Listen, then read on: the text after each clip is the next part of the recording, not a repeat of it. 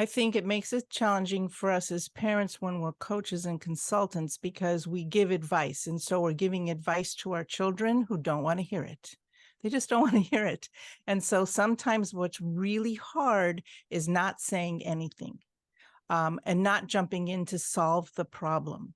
And I think that saying things like, I bet there's a solution, as opposed to giving the solution, is harder on us, but better for the children.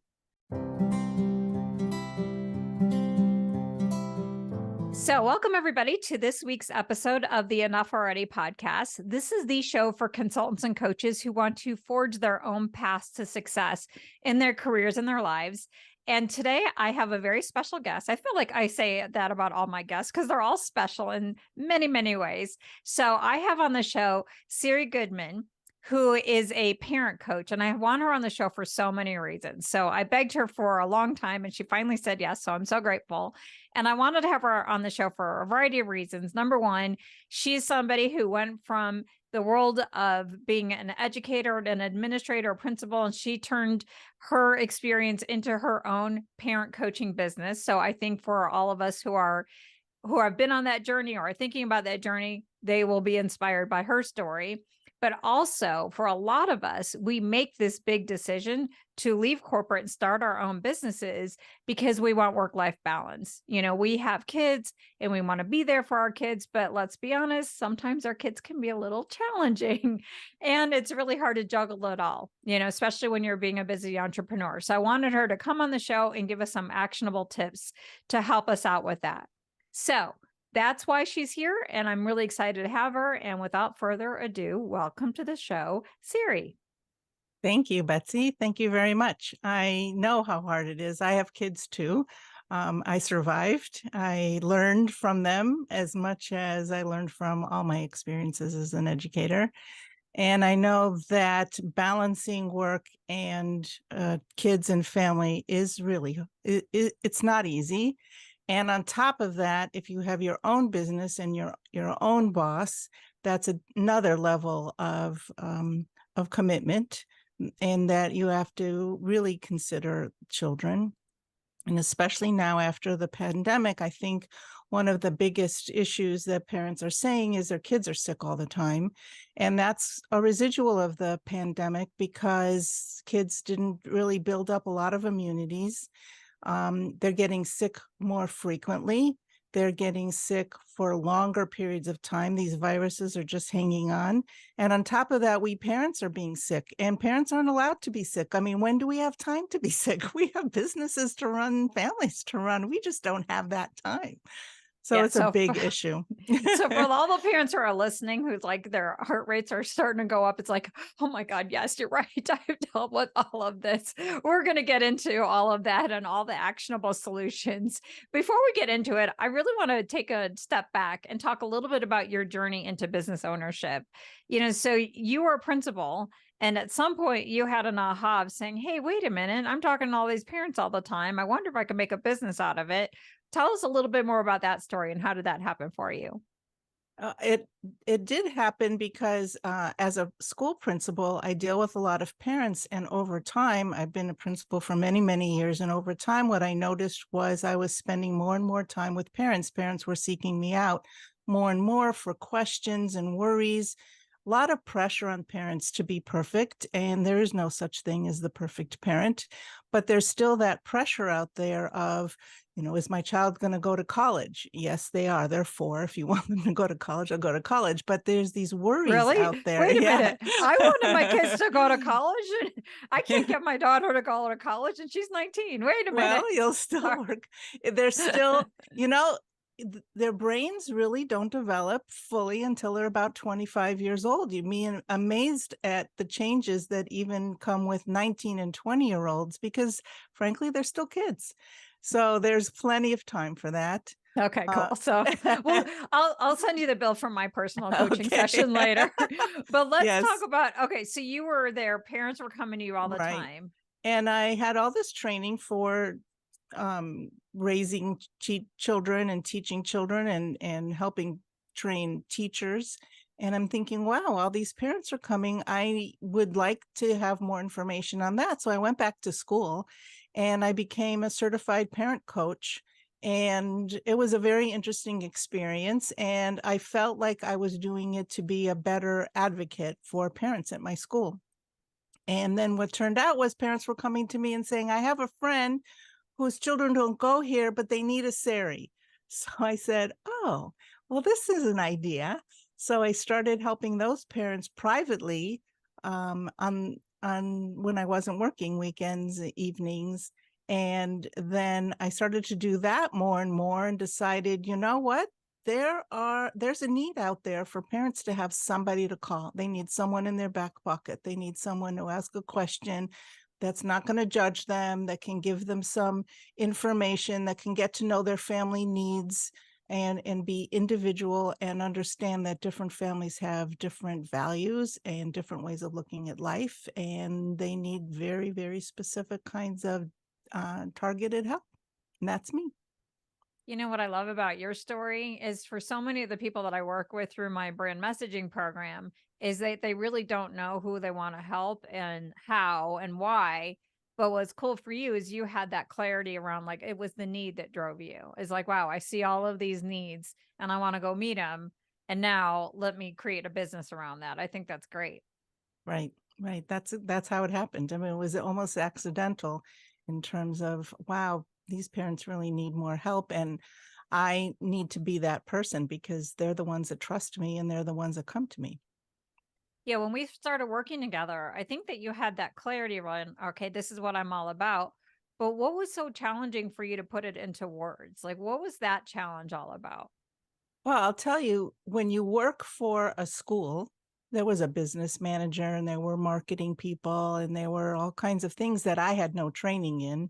Um, I I look at education very academically, and what I had to do was learn how to talk to parents about what I do without being so academic about it. And that Mm. was actually very hard for me. And you helped me a lot with that, is change my vocabulary so that I knew who I wanted to help. I knew how I could help them. I needed to get that message out to people in a way they could hear it and understand it.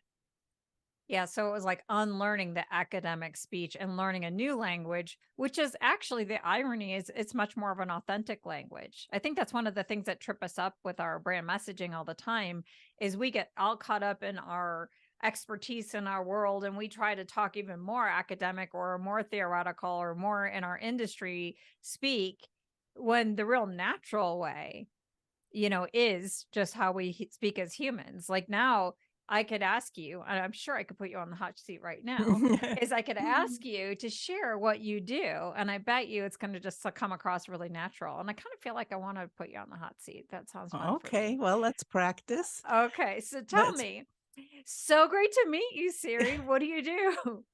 Well, you know how there's parents who are just really frustrated and overwhelmed. They have businesses, they have obligations, and parenting is just really hard. And I come in and I get to know you, and I help parents really understand the challenges and the solutions for where their struggles lie in a very individualized manner. Very good. Thank And I you. like how you start off with like the parents who are struggling, which really identifies like who you want to help and how you want to help them. But for those of us who are listening in who may not know the difference between a parent coach and a therapist or a behavioral therapist, like what's the difference between like a mental health counselor that a parent might go to or a behavioral therapist that they might hire on behalf of their child? That's a really good question. A parent coach deals with the here and now. Oh, I go in, I do a lot of in person, I do some virtual, and I see what's happening with the family here and now, and we deal with the now. A therapist will also deal with the before and look for connections for past lives, maybe past traumas. A lot of sometimes how we parent or how we look at our children is based on our past experiences. And that's a therapist's job to look back. Maybe there's what we call attachment issues. There's also, when you have certain diagnoses, you might need a specific therapist. For instance, if there are sensory issues, you'll need an occupational therapist. If there are speech issues, you'll need a speech therapist. Those are very, very specific kinds of skills that take a lot of training. I also have training, but I talk to the parents about what they're doing right now. So it sounds like it's more of like you have someone in the back pocket for yourself. It's not about like, okay, well, I grew up in this kind of childhood. And so it's hard for me to connect. It's more like, what do I do right now with my child? And it's not necessarily dealing with all the specific diagnoses that your child might have. You're not helping, if they're on the spectrum somewhere, if they have some oppositional defiance disorder. It's not that, like, that is going to be a special therapist that the child will go to, but this is about like, how do I handle this and create a situation for my family? Correct. I also help parents who have children who have diagnoses. Parenting a child with ADHD is a different strategy, has different strategies. Parenting with children with different diagnoses like autism, I help them in the here and now. And I also work with the therapists. So if you have a psychologist or you have an occupational therapist or you have an outside therapist that's working with the child, I confer what are the goals. And sometimes I'll say to the parent who might misinterpret what's happening, maybe they're interpreting a defiant behavior, when I'll say, well, that's a reaction. Remember, your therapist is talking about your child reacts to loud noises, your child reacts to how things feel or certain foods. That's a reaction. And so how do we work with the child? How do I tell the parents how to work with the child to really recognize that and then move forward in the here and now? And sometimes parents will call me. I'll go in, for sure we talk at least once a week. Sometimes with kids, things happen all the time. So a parent can call me in the middle of the week. This is happening. What do I do? And I'll say, well, remember what we talked about? I'm going to stay on the phone. Let's practice those steps, and I'm going to Oh, stay with wow. you until we get past this one.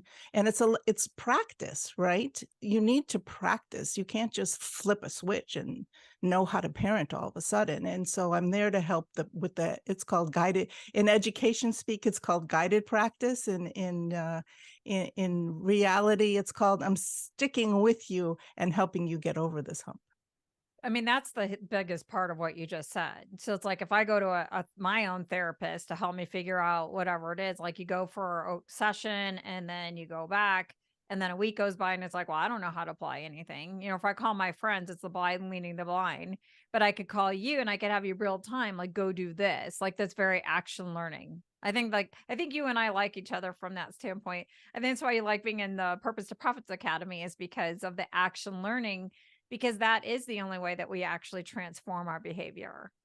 Right. In this Purpose to Profits, we do something similar in that here's the skill, here's the practice, here's the hot seat. Let's practice, let's correct, let's go back. It's very similar because it's the here and now. It's not theoretical, it's actionable at that point. And I think a lot of parents tell me what I give them are very practical ideas, and what you give us in the academy are very practical, actionable.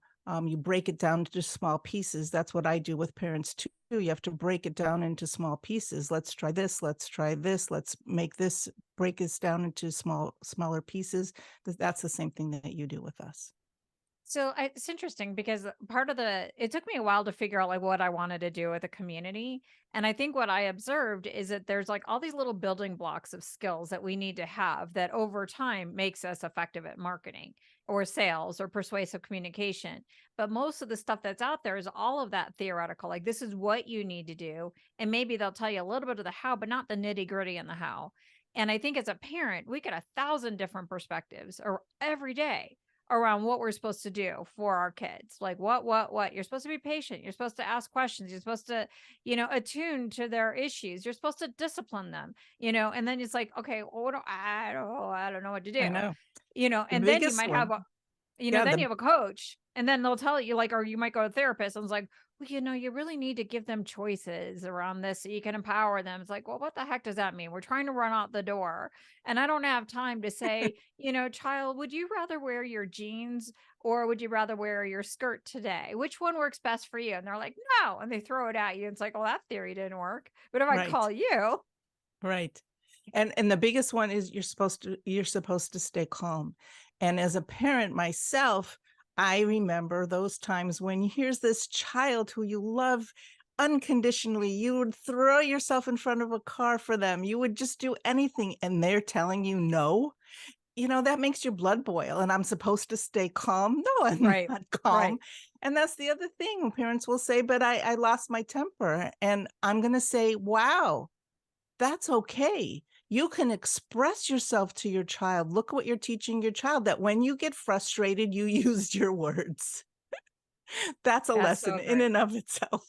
So you're like the parent, you're the ideal parent to the parents so that they can go and model that to the kids. Right. And you have to help parents relieve that. There's so much worry and fear and guilt. Am I doing this right? Am I harming my child because I just lost my temper? It's not like you're yelling at them every single minute of the day, right?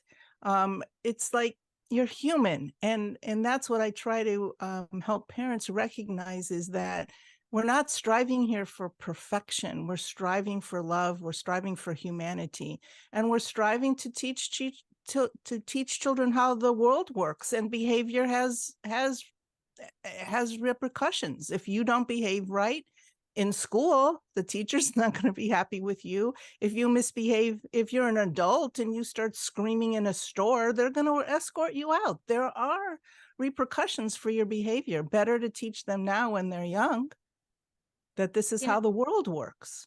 okay, first off, where in the world were you when I left Disney to start my business to because like I think a lot of people when they leave their corporate 9 to 5, start their own business, a lot of times the driver is because they want to be there for their kids. But there's something about being there for your kids and being there and having more availability that actually seems to create more challenges sometimes of parenting than less. Just because you're there doesn't mean it's easier.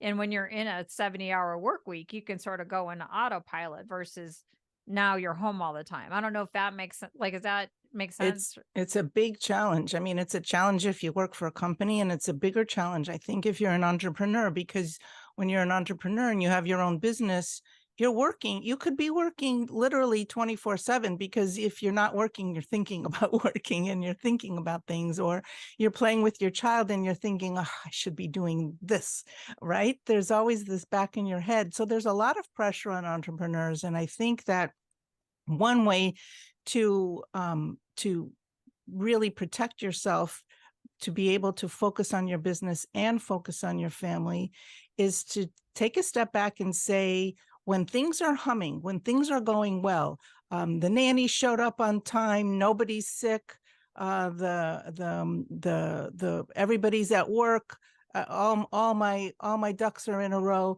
That's the time when you put yourself 100% into your job. It's like banking hours, right? When everything is going well, you bank those hours. And that way, when you can't, the nanny didn't show up, the child is sick, an employee calls in sick, something didn't arrive when it was, you can say, well, I have all those banked hours. So it's still a pressure, but it's just less. I think there's stress in that, but there's not panic in that. When you bank your hours, that you've avoided panic. The way I look at it sometimes is like banking my goodwill with my clients, more than banking hours, like Mm-hmm. banking goodwill because the crises will come up. But let's talk about the difference between what are the typical parent challenges and what are the parent crises. Like one of the things that I'm observing or I experience myself and I'm observing in other people is just, like things that were a challenge perhaps when you were working for somebody else where it's like I could just call out sick or take a sick day. Now it's like I got a client meeting. I don't really have an opportunity to deal with my child mental health breakdown, or their health crisis, or I got to get on a plane tomorrow, like things that were challenges now become crises. So what are the typical parent challenges and what exacerbates them when you're running your own business? You don't have employees, you're serving, I serve consultants and coaches. Those are the people who are listening. They don't usually have a bunch of people that they could turn to. They can't duplicate themselves and say, you go lead this workshop that somebody's spending, all of this money for me to lead. Like that's not possible. So what are the typical parent challenges that any high achieving professional family will deal with children today? And how are these challenges? What are the unique challenges that us entrepreneurs deal with? I think the first thing is you have to recognize that all the things that you said, they all will happen. Guaranteed, they will all happen. And what entrepreneurs have in their back pocket is this understanding and this ability of their business experience to say, what if? And what you have to do is you have to list all of the what ifs. What if I have to get on a plane and my child just threw up? What if the nanny didn't show up? What if all the what ifs? And then you have to plan and anticipate, and then you have to have some quick corrections. And I think that's the benefit. We talk a lot about how hard it is to be an entrepreneur, but there are a lot of benefits because of the skills that you have just inherently when you're an entrepreneur. And when you have kids, you need a village. You just need a village. You could be a single parent. You could be a single parent with a co-parent. You can have two-parent working families. You just need a village. And so you have to plan that ahead of time. And so who's your village? Who can you call? Who can you call who can take your kids at a moment's notice? Think about that and talk to that person. So maybe it's a colleague. Maybe it's a friend. Maybe it's a grandparent if you're lucky enough, or an aunt and uncle. Maybe it's a neighbor. Talk to them ahead of time and say, this might happen. I'm getting on a plane tomorrow. Everything seems right. And can I call upon you? And have those people to call upon. And that's really important. And have those numbers and have that conversation ahead of time so that you're not all of a sudden going, who can I call? Who can I call? Who can I call? That's too late. You have to set that up ahead of time. And then I suggest you draft an email for your clients. Have that draft there that says, whoops, my child is sick. Because when your child is sick or when a crisis happens in the middle of your work week, when those kinds of things happen, you're exhausted, you're overwhelmed, you're not thinking straight. And to sit down and draft an email to your clients that, whoops, this week I have to reschedule, you're not thinking about that. So I suggest that you do some draft emails. And also let your clients know, or let the people know that you're working for. I'm going to get to that. My child's sick. I'm getting to that in the evening. I'm getting to that in the weekend. That means, wow, my child is sick, but I am prioritizing you. You client, you customer, you are important to me. And this is how I'm prioritizing you. And you do that ahead of time. And at least you're reducing the panic. That's what I think. That's really important. So it's like it's anticipating all the issues, but there's some stuff that I don't know if you can anticipate all the time. Like, at least for me, it's like a parent, I've gotten blindsided by some of the issues that came up. Let me give you a few client scenarios, of the clients that I deal with and some of the parenting challenges that they might have. And let me get your thoughts on how would you help them? So I have one client who is a strategic advisor, but also she has a creative firm.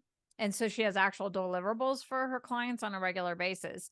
And her family's gone through a slew of illnesses, just been one after the other, after the other, after the other. She's she's an entrepreneur because she wants to be there for her family, and she wants to be able to have not just this child, but more children. But, her child's at that preschool age where they're constantly getting sick all the time. Mm-hmm. She's got these deliverables. So what would you suggest to her about how to manage that particular area, but still being true to her purpose and what she wants to do when she's still dealing with, because when a kid, a preschool kid, gets sick all the time, I'm going to go through the different age ranges. Young children, it's a combination of they get sick all the time, then, you mentioned the nanny thing and, but they get sick all the time. And then there's behavioral challenges, but let's just talk about the sick all the time. What do you do as an entrepreneur? Well, it's like your business. You plan and you prepare. One thing is because they are sick all the time, these preschoolers, if they're in daycare and preschool, they're just bringing it home. And one way to prevent is just keep washing hands. I tell parents, everybody has their own tube of toothpaste, no sharing anything, because not only is your preschool child going to get sick, but then you're going to get sick and you're going to pass it on. And it's like this down the line, and then it starts over again. So no sharing of anything, wiping things down. That's one preparation. Another preparation is, where's the 24-hour pharmacy? Where's the pediatric urgent care? Not all urgent cares take kids. Know ahead of time, because part of that when they're sick is, oh, what do I do? Who do I call? You need to know that ahead of time. That's another thing. When you have play dates with kids, preschoolers coming to your house, that's like a germ factory walking in your door. So you have to have them wash hands. You have to wipe down those toys after they leave. So part of that is preparation. Another part of that is have your go-to bag. Have all those medications and towels and extra sheets and like there was a shortage on Pediacare not too long ago, though. If a child is vomiting a lot, they need to be rehydrated. And some of these things, because of the supply chain issues, you can't get them. So you need to stock up. And when you have that stock up, all these things get you just a little bit closer. And if you're working, you have that person to call. You need to come over right now. The child is sick and I have a project that's due. And they need to come over, and you have that person, and you have all the equipment ready. You have all the doctor on speed dial, and you have that person who can come in. I need you from this time to this time until I get the deliverable out, and then I can take care of it. It's like giving yourself a time to breathe. So what do you do about time to breathe? Piggybacking on that, what do you do with that exhaustion that you as the business owner might be feeling from constantly dealing with the illnesses? Well, and what if you get sick? I think Yeah. one of the luxury, when you're a parent, you can't get sick. And even if you're sick, you have to work through it. That's double exhaustion. I always thought that being able to be in bed and be sick as a mom was a luxury. And that's, you call upon your village. Do you have a co-parent? Do you have a grandparent? Get somebody in the house, and it's okay. It's like sometimes we think, well, I'm home, so I can do it. You need to give yourself that opportunity to have somebody come in and help you. What if you're sick? Do you have that village where you say, can you take my kid? Send your kid to a relative's house, to a friend's house. You have that village, you take their kid, they take your kid. That's great. Let yourself be sick, or give yourself like, oh, finally they're well, and I need time. I think a lot of us feel guilty. Like if they were sick and now I need to spend time with them. No, it's okay to take care of yourself. That's such an important thing. It's okay to say, take my kid. I just need an hour. I just need a massage. It's okay to go out to a restaurant for an hour for coffee with someone. It's all okay. And I think that your children benefit from that, because one of the things in our really fast-paced world is we don't take time to take care of ourselves, and we're teaching our children. Think of it as teaching your children how to take care of themselves. We need to teach them that too. So it sounds like there's a lot of prevention, so plan in advance. And I think for young kids, you could plan a little bit more in advance for the issues that they're going to have. They're going to have the temper tantrums. They're going to get sick all the time, and if you could plan in advance and make sure that you're taking care of yourself, making sure everybody's staying healthy, you got all of that taken care of. That's a lot of like the younger ones. Now let's talk about the middle school, because that's when everything is, at least in my experience, I don't know if other parents would experience it, all the issues are a big surprise, because it's like, I didn't know about all of these, especially like with middle school girls, there's so much bullying that's going on in there. I think that's for boys, there's more like bullying themselves or oppositional issues that might come up, or, like nowadays, like there's a lot of kids who are, there's a lot of, wondering about like their gender identity. and there's a lot of issues that all of a sudden come up, or there's, cutting, or all the other crazy stuff that seems to come up in middle school. What do you recommend to parents with those surprise, especially parents who are busy, like, oh my gosh, I have a big speaking gig across in a different country, and I got my kid melting down over here in this middle school world. What do you recommend in that scenario? Well, you have made friends with your child's teacher. You know who the school counselor is. And if it's in the summertime, you have your go-to person. That's number one. And you make those connections and relationships ahead of time. And the other thing is be a good listener. We can't solve all of our children's problems. It's like when you say, like, the kiss of death is to say, well, when I was your age, forget it. Don't even go there, because their lives are very different than our lives were. We didn't have Instagram. We didn't have a lot of these social pressures that they're having. Their lives are very different.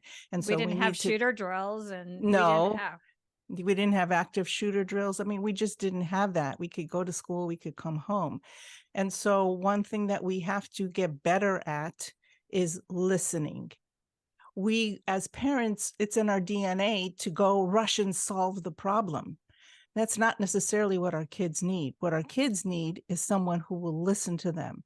And sometimes if they have someone who will really listen, not listen and think of the solution at the same time, but really listen, they sometimes can come up with their own solution. It's amazing if you will do that. So one of the things that you say is, practice your as they talk, you go, that means I'm listening, but I am not judging, and I am not coming in. And for sure say, that's it. You're not playing with that kid ever again, because they'll be their best friend by the next day. So that doesn't work. Well, Really I'm good kind of talking listening. about the more substantial things where kids might not be talking about it. Like they might be hiding it, or eating disorders show up, or cutting, or all those other things that are much more challenging, and they're much more hidden. And you might find out, like, like when, so like I could visualize, people who are like, I got this crazy stuff I'm dealing with at home, and I got to be like I'm standing in front of a workshop, and I got to be on talking to this group of leaders that I'm trying to train them on, or come up with unique intellectual property, or do something, like really be present with my coaching client. And I got this like behind, the back of my head, it's like my kid's not doing well. What do you suggest to that parent? Or it's like, I'm trying to give 100% of my heart to my clients, but something's going on over here, and a good percentage of my capacity is drained with worry about my kid. But you're not alone. Who else is in your village? In the moment when you're speaking, there has to be somebody else in your village who's doing your worrying for you in that time. And when you have these serious mental health issues, and there's a lot of them out there, and they're increasing, and that's when I have my referral list, because that takes therapy, and it takes the right kind of therapy, and you have to know who to call. And I think that as parents, we feel we're supposed to solve these problems for our children. We're supposed to ask for help. We are supposed to ask for help. We are not trained therapists. We don't know how to deal with cutting. It's horrible. It's a horrible, horrible thing. And there are specialists out there. I know in Los Angeles, at UCLA, there's the Semmel Institute, which has an amazing system for helping teens, middle schoolers and teens, with these types of crises. And that's where once you have an inkling, that's where you seek out, that's where you call me and say, where's my referral? Where do I go? Who do I talk to? Because that's another way I help parents. I help parents by saying, this is where you need to go. This is, you need an assessment. It sounds to me like there are big issues here. Sometimes I'll walk into a parent's house and I'll say, this isn't a parenting issue. This is a big issue, and we need to get an evaluation. We need to get a therapist involved in that. And that's where your village. And I think parents have this fear or this assumption that they're just supposed to know what to do because it's their child. The fact is that no, because every child is unique. Every problem is unique. How in the how in the world are you supposed to know about this exact unique problem? So Right. the key is being willing to ask for help and being able to share the worry. I think sometimes, like, you can say, well, right now I'm focusing on my job and I'm focusing on this because my child is at least in a safe place with this person. And I can get through this presentation and I can focus 100% because in this moment, my child has, maybe there's not solution in this minute, but certainly there's somebody there for that child in this moment. So I can work on my project, so I can be fully present, because that's important too, right? That's the balance. One thing is not more important than the other. In a moment, your children are the most important thing. And in other moments, in your reality, this is the most important thing. And it's the focus. It's the ability to focus. So it sounds like thematically, so regardless of the age, so whether they're young, they're preteen, they're teen, I'll ask, I would love to Young ask you more adult. about young adults, because that's where I'm at right now, where it's like, I thought that it was harder when they were younger, but it's harder Yes. now as this trying to launch kids are much more challenging. But it sounds like the thematically is, really just a kind of like plan in advance based on their age, what kind of issues you could predictably deal with. And as much as you can prepare for it in your mind without freaking yourself out and worrying, like kind of plan in advance for those. It seems like the second principle is really all around, making sure you have your village, whether it's other parents, co-parents, it's specialists, it's someone like you, it's whoever it is, making sure that you know what that network looks like. But it seems like underneath everything that you've been saying is there's a perspective around our expectations as a parent. Like, what does it mean to be a good parent? Because I think that's a big question, because there's 1,000 different definitions and you keep adding to it, like which one, a good mom stays at home and is there for her kids all the time, or a good mom is a role model where she goes out and she does this. Good parents don't make any mistakes. Good parents always put the children first. And then if they don't, they're bad parents. Good parents never lose their temper with their children. Good parents, like, what is that? Like, let's talk about this. What is a good parent? And especially, what does that look like when you might have left your business so you can be a good parent? That's the funny thing about our culture today, is that we have words like good parent and good dad and bad parent and bad dad. And where did that come from? Because that's new. When I was a principal, there would be people who would say, oh, she's a really good mom, or you would judge the mom because all the kids wanted to go over to their house, and, oh, I'm not a good mom, nobody wants to come to my house. And it's this judgment that we put ourselves under. I don't know, would we say I'm a good entrepreneur and I'm a bad entrepreneur? I mean, people don't judge you that way. Well, why would Oh, they judge I parents that way? as a business mentor, I definitely know that people will judge themselves as I'm a good entrepreneur relative to what other people are doing. Mm. People always look at it and say, "Oh, you're so much farther along with me. Now I'm going to go beat myself up." But when it comes to parenting, it feels like it's at a very different emotional level. Like, I'm going to be a screw up if my kids aren't healthy, if my kids aren't happy, if like there's that phrase, like a mom's only as happy as their unhappiest child. And it's Right. hard to get away from that, because if my kids aren't happy, everybody's looking at me and judging me that I must be like some horrible human, like that I couldn't raise, more productive humans, or maybe they do the flip side, is like you get this, kid who's like been, super responsible since they were, birthed out of the womb. They were already cleaning a room at 2 years old, and now they're on the fast track and it's like, oh, look at me, I'm a great parent. Right. Like, so it could go either way. It cuts both ways. So what do you say to someone, like, what do you say to this whole idea of good or bad? I say that it's false. It's false. You can't be good means you know what's happening. I can be a good reader. I'm going back to my academics because I practice reading. The thing with a child is they can change daily. The issues change daily. As they grow, everything personalities, the culture changes daily. Who are their friends? Who are their teachers? All these things you cannot control. So if there's so many things in your child's life that you cannot control, how can you consider yourself good or bad? There's just too many things you can't control. And there's too many things that you don't know what's going to come up tomorrow. You can prepare, and I talk about preparation, but at some point in time, you're going to get a curveball that you didn't prepare for. Does that make you bad? No, that just makes you human. And I think that as human beings, our job is to do the best for our children. And we're going to make mistakes. We're going to make mistakes. Why? Because we're human.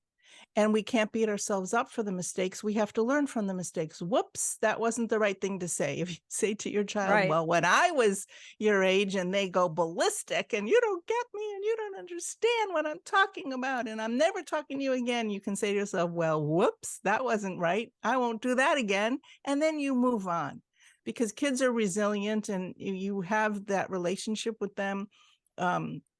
Sometimes it's a great relationship. Sometimes it's a rocky relationship, but they're your children and you're their parents, and that's it. And you get to learn from your mistakes, and they get to learn from their mistakes. In the same way, you're not going to hold your child to a higher standard, because children will make mistakes. They will cry.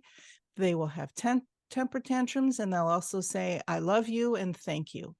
You have to wait a while for those thank yous to come. It's usually when they're adults. Thanks. That doesn't come right away.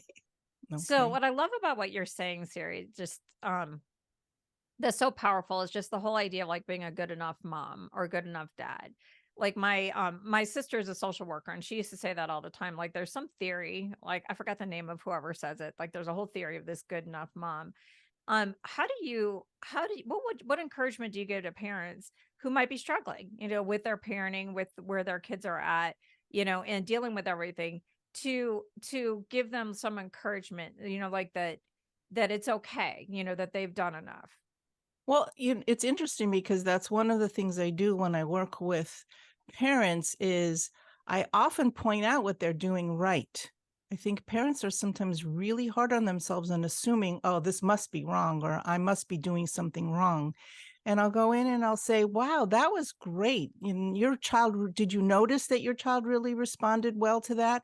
And I think when we're so hyper focused on ourselves as parents, we miss what we do well. And we miss when our child responded well to something. And I'll say, your child really responded to that. Do it again. Your child, wow, the words you used, your child really heard you. Did you notice that your child really heard you? And this is how you can tell that your child really heard you, because they stopped. They didn't look at you, but they just stopped and thought. Did you notice that? And so one of the things that I'll help is build confidence by saying, you know what? You're doing a lot of things right. Right. And right means it's working for your child and it's working for you. It's not right because some book told you it's right. It's right because that's what's working for your family right now. That's what makes it right. So it sounds like a lot of the way that you work with your clients is, it's not like you have these cookie cutter principles. That's the difference. It's like I could read a million parenting books, but those parenting books don't know me, they don't know my kid. But then when they work with someone like you, it's really customized to the family and the whole family system, and how everybody in the system is interacting, and then you just jump in there. Right. I mean, if you work at home, that's a different dynamic than if you get up and go to work. Do you have to get out the door at a certain time, or do you have a little bit more leeway? Are there siblings? Is there a grandparent? Is there a nanny? How do these things work? There's a lot of differences in families. What about values? Values are different, and different values doesn't make them right, doesn't make them wrong, just makes them different. And if you're parenting to your values, I think that's when we start feeling judged, is when we feel like people who have values different than ours are judging us on our values. And that's where we get very stressed. And so I help parents say, well, what's your value? What's your focus? And it kind of relieves the pressure. I remember One time, there are certain things that I made a point of very clearly telling my children, I don't care. I don't care if you make your bed. I know that bothers some people, but I Right. just didn't care.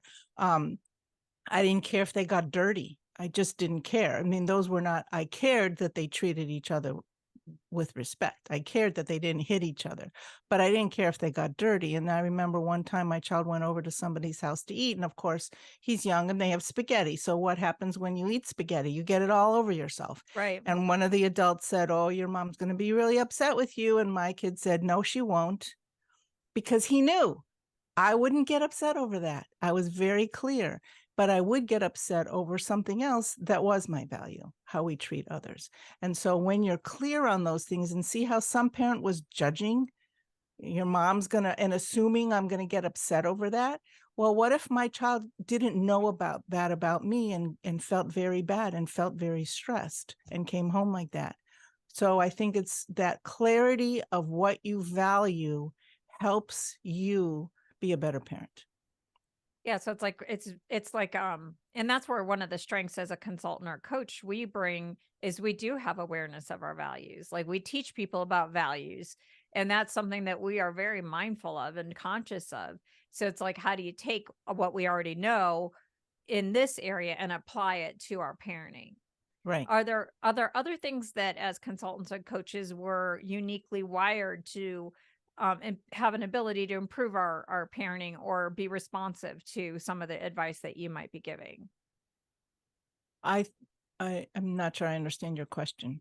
So, like I think consultants and coaches, we spend a lot of time, we're helpers by nature, we give advice, we're wisdom people. Like, what are some of the things that are our natural strengths as parents? And what are some of the things, because we're consultants and coaches and we're natural advice givers and all of that, that makes it challenging for us as parents? I think it makes it challenging for us as parents when we're coaches and consultants, because we give advice. And so we're giving advice to our children who don't want to hear it.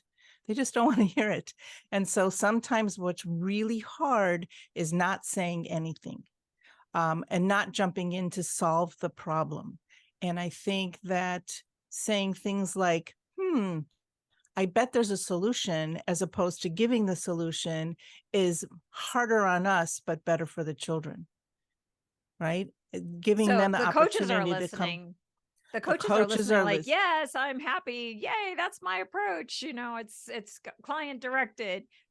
So that's good for them. Where would the coaches go Yes. wrong though? What would be hard for them? It's like, "Yeah, I'm really good at that," but where it might be some of their parenting challenges. Well, it's like me. I was a teacher and a school principal. And when my kids got into trouble, I became mom, and all the things that I knew about as a teacher and a principal go out the window. And I think it's the same thing when we're a parent and a consultant coach. Yeah, we would help our clients very well, but when it's our own child, goes out the window. And I think to be able to pause and not be that professional. It's like a child who, my child said, don't be a teacher right now, mom. And I could tell, right? Don't be a consultant right now, mom. Just listen to what I have to say, or just let me be angry, or whatever it is. That's a really hard thing as a parent to do, is to I think take a step.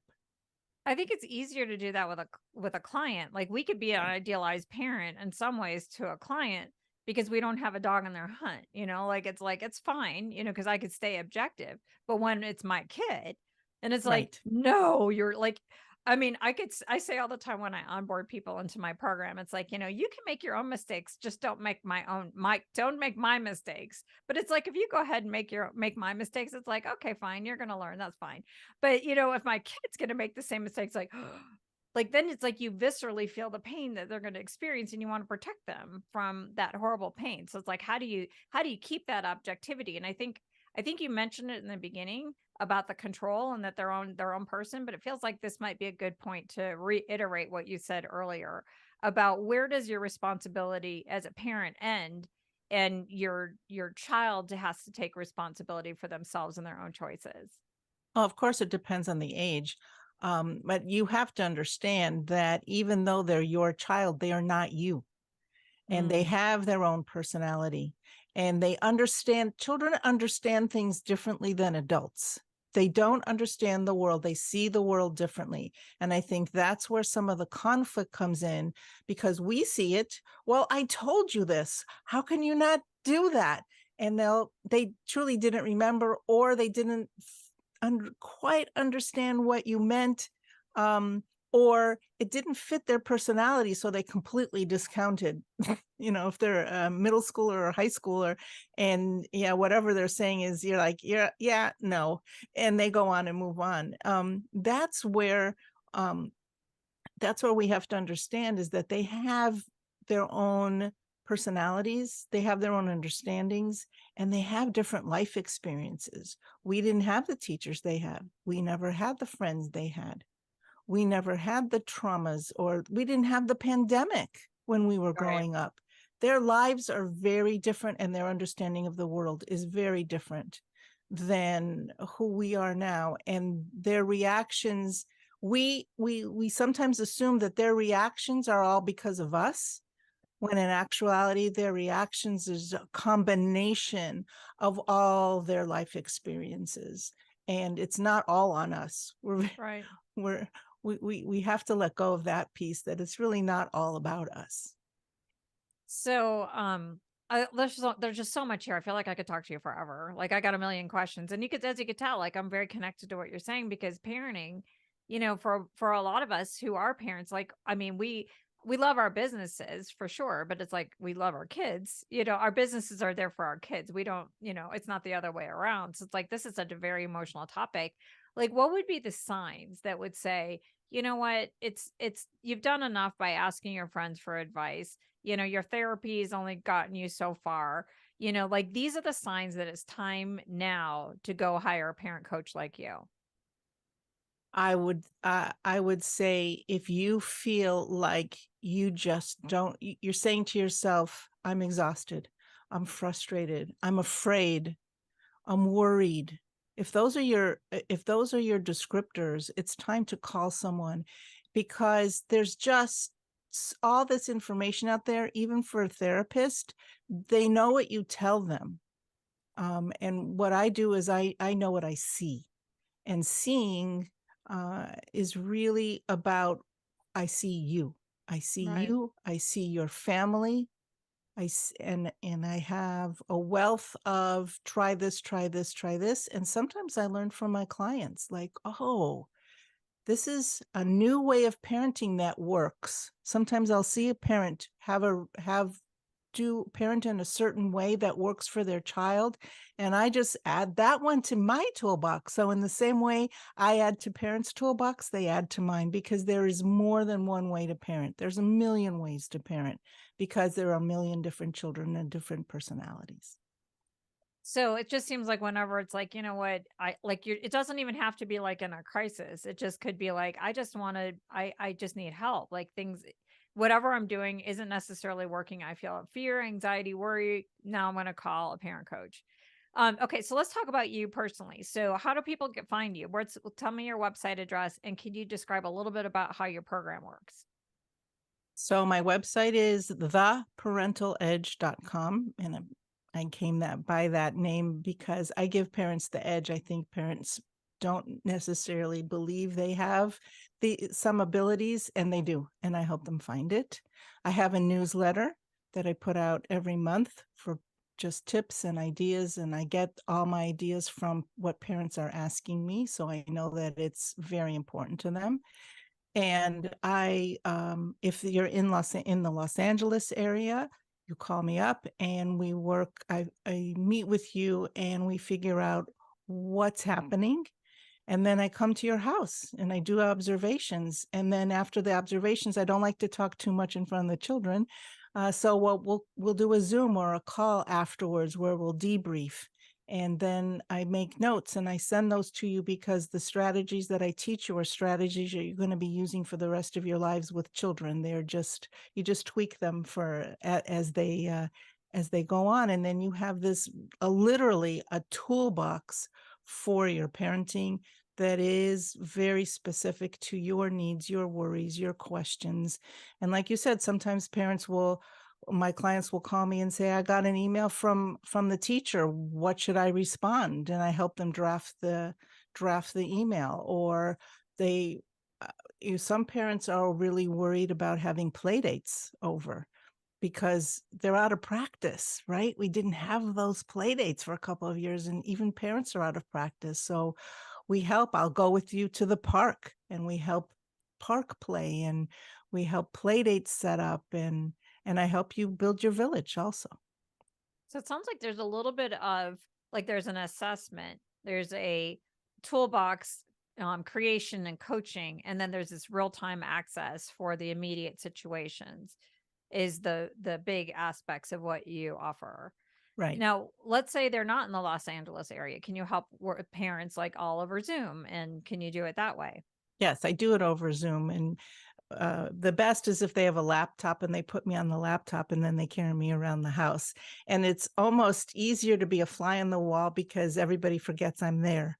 So that works well also. And then I do the same kind of thing with a debrief and writing notes, and they can take me on their phone everywhere they go. And they call me when things are getting a little tough and they just need help over that hump.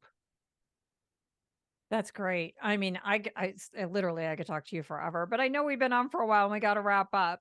Is there anything else that you want to talk to me about the parenting journey? And I just didn't ask you the right question. I think that we talked about, the fact that it's really hard to be a parent, and it's also the most joyous, the most joyous thing that you can do in your life. I think, even when things are really tough, the fact is that you brought this human into the world, and you get to watch who they became and what they became. And Wow. that journey is very, very, very one of a kind. There's nothing like it. Thank you so much for being on the show. This is just such a gift and a blessing, I know, to me and to everybody who's listening. Thank you so much. And for those of you who are listening, I hope that you walk away just encouraged with this whole idea that it's not good or bad. It just is. And you get to be the best version of whatever parent you're supposed to be. So thank you so much. And until next time, just again, thanks for listening.